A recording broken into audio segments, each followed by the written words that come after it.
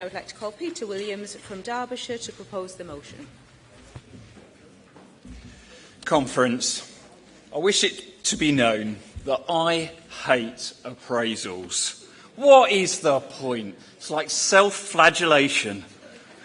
However, we are told that since Shipman, they are a necessity, despite the fact that he'd have sailed through his. We are told that there will be a new death certification system, and perhaps even that reason for appraisals will be gone. But if we have to have them, could we just have a little bit of consistency? In my area, the requirement now is that the audit is a quality improvement project. However, our RO will only accept one that shows an improvement. Surely that defeats the object of doing them. Of course, it's not just the ROs. I had an appraiser who told me a couple of times ago, "You've recorded far too much education, and it was hard for me to read a little less in future, please."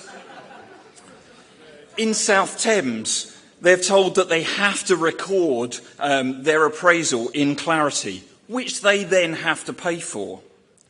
Some areas will only accept an appraiser if they are an active member of the Royal College of GPs. We must therefore ensure all the things that are in Little 1. Appraisal was always supposed to be formative and supportive, but now it is a performance management tool. That puts appraisers in an impossible position. One top doctor told me how oral compliments in their area are not worth anything. Their compliments can only be submitted if they are written. You imagine the patient says, "I think you're a great doctor." Well, could you just write that here and sign and date that, please? Because otherwise I can't accept your compliments. One GP's experience was that she was working in Australia. And she was told, "You're going to have to come back to the UK to do just one session,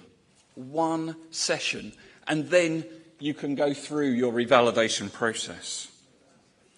One GP's experience was that she was told at her appraisal, "You've done everything that's necessary." She went off on maternity leave. 6 weeks into the maternity leave, she was told, "You must now do an MSF, because in our area we want you to do one every year."